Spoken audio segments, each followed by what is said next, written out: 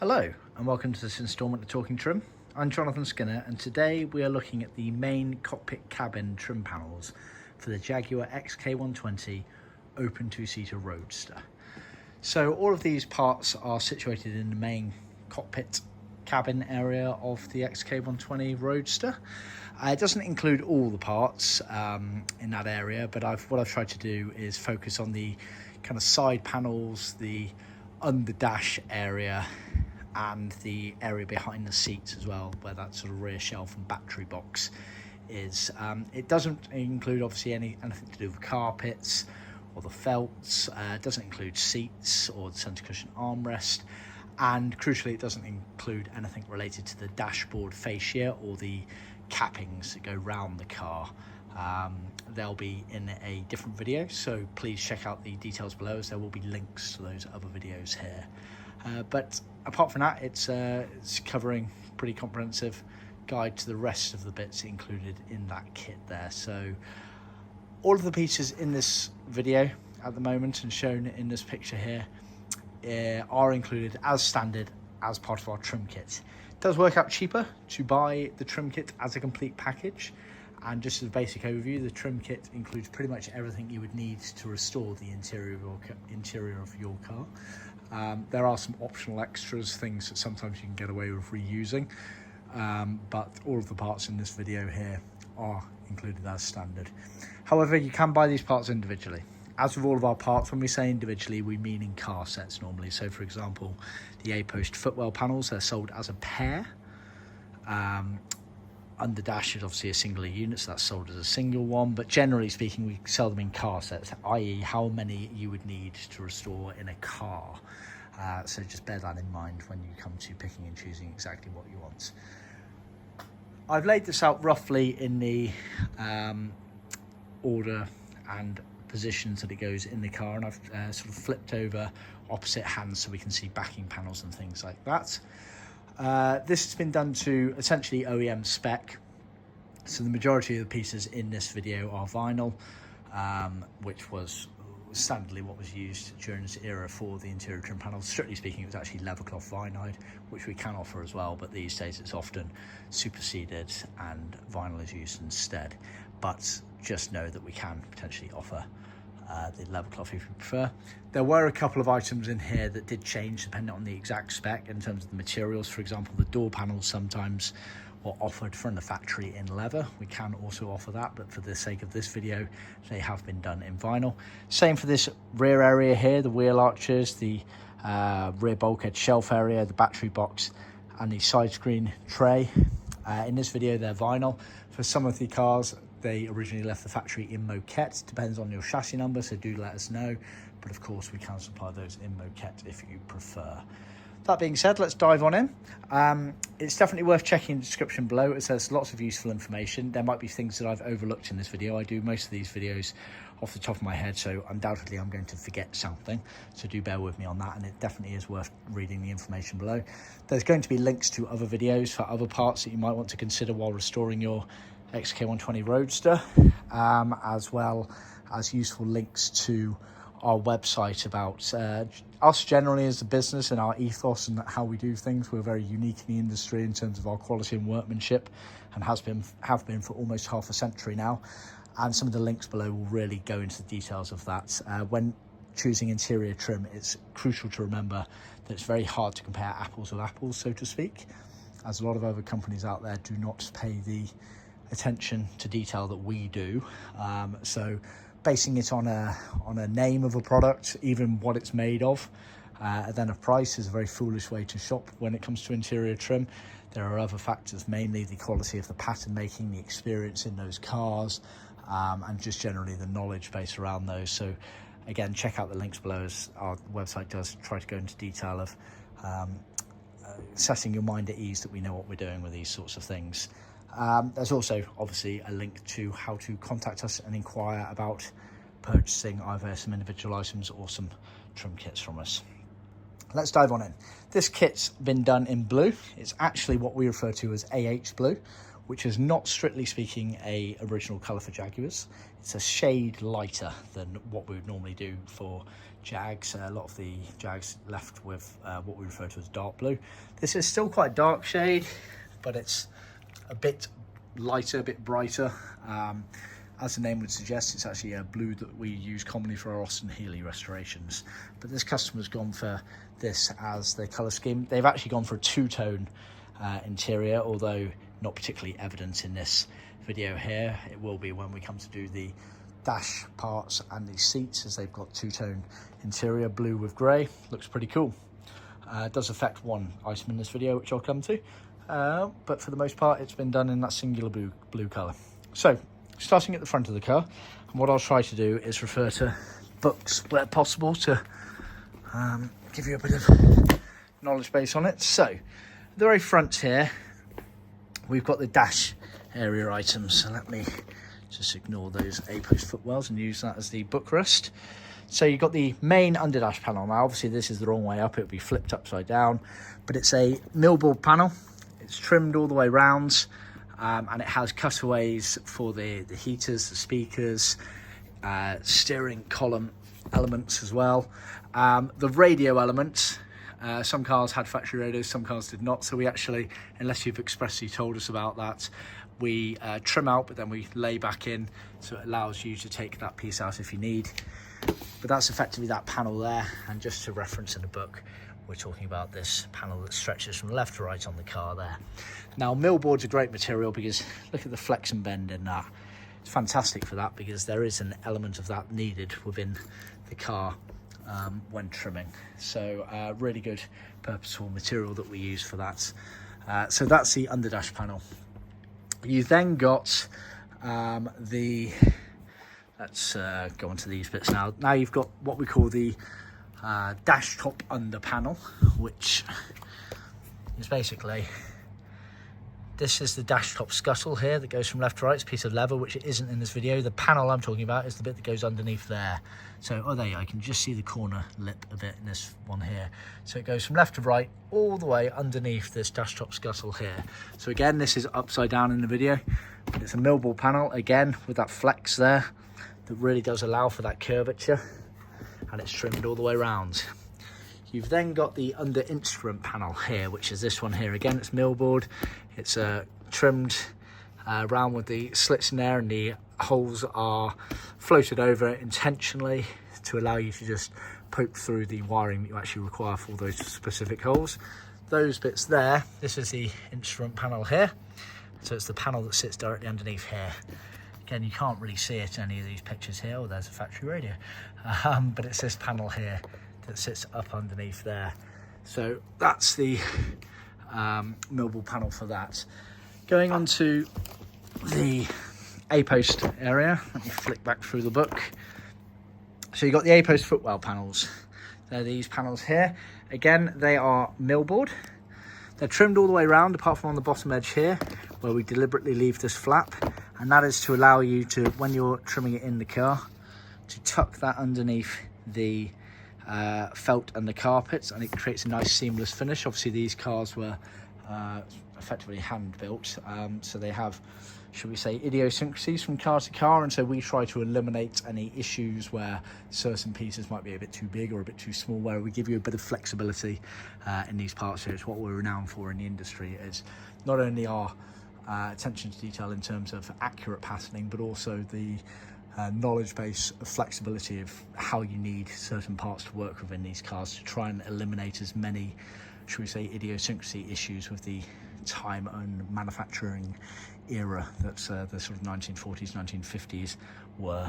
Anyway, so they're the A Post panels. Again, millboard really does come in useful for these parts here, because how they go in the car like that, they often bend up and curve like that.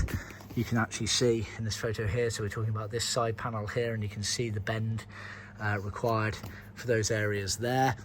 It's got the hole cut out in this one, which is for the air vents. Some of the cars, in fact the majority of the cars, had a air vent hole on the side here to allow extra air in to cool the footwells. You can just about make it out in the corner of that photo there, but Goes to show not all the cars did have them. The early cars tended to not have them.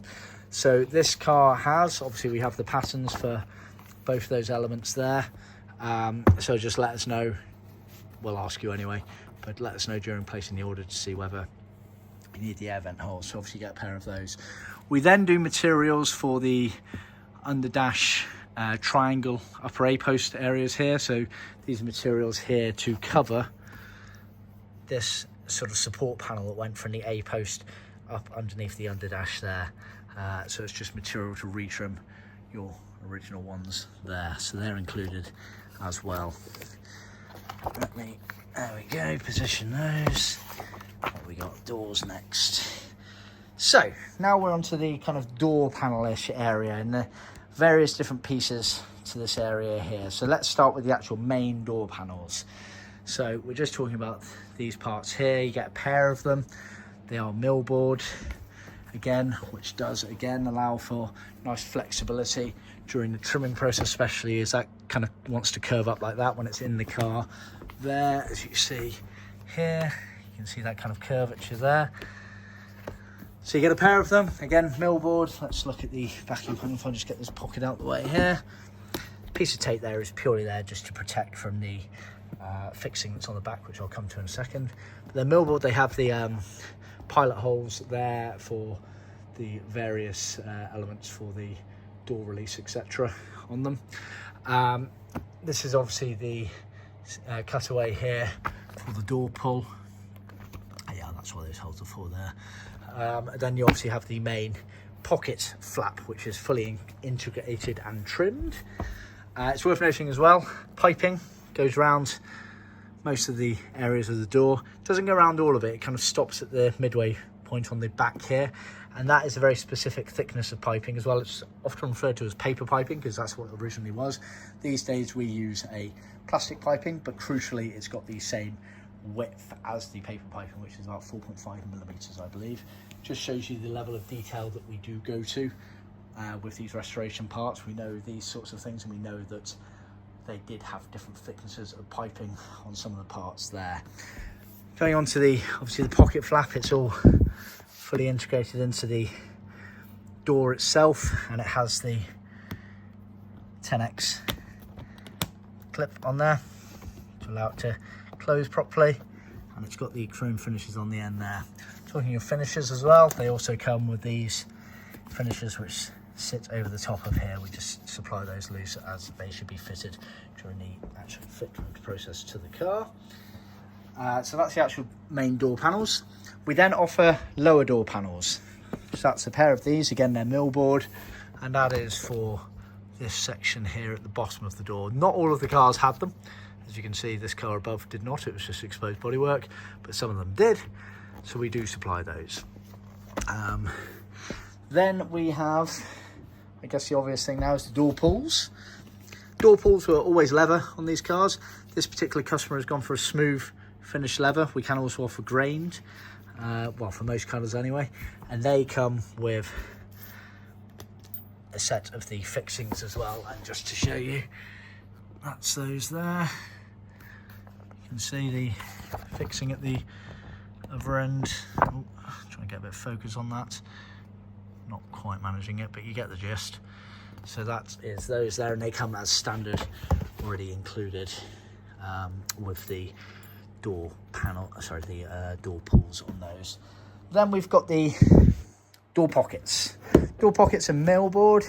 They are creased and riveted together and trimmed, and obviously they end up sitting on the back of the door panels like that. Now, strictly speaking, the majority of the cars left with a beige kind of flock element to the door pockets. We tend to upgrade to a wool cloth material because it looks nicer, but we can offer flocked if you prefer. But generally speaking, most people go for the wool cloth. We've done these in grey simply for the fact that the customer is going for that two-tone interior where the pleated panels on the seats are grey, some of the dash area is grey, and the carpets are grey. And so we spoke with our customer and we suggested that perhaps the door pockets might look nice as it carries on that sort of colour theme throughout the car, and they said that was a good idea, so we have done those in grey for him. They are slightly handed, as you can see. They kind of slope down following the shape of the door there, as you can see on the back there, so you get a pair of those. I've chucked it in this video, although it's not strictly speaking anything to do with the trim panels, but we also do the handbrake, safety brake, gaiter there. Again, that's in leather, smooth, top stitched, and it comes with the necessary fixings for attaching it to the car there. That's normally on the floor next to the gearbox. I thought I'd chuck it into this video, but that will also appear in some of my other videos, so just bear that in mind. You've then got the Furflex strips. They go on the A post at the front and the B post behind. So they are the kind of the moquette tack-on basic Furflex. So it's a piece of rubber inside there, and it's got this kind of moquette wool material wrapped around it with the flange that allows you to tack it on. To show you in the book, let's move the book a bit further back.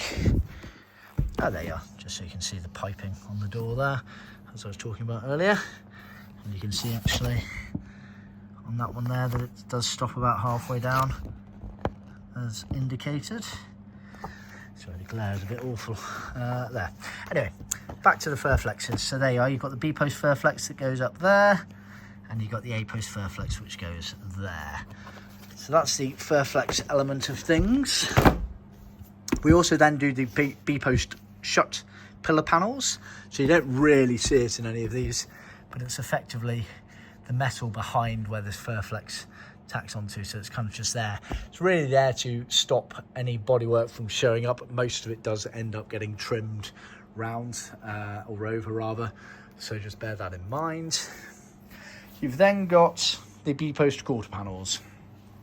Again, they are millboard panels.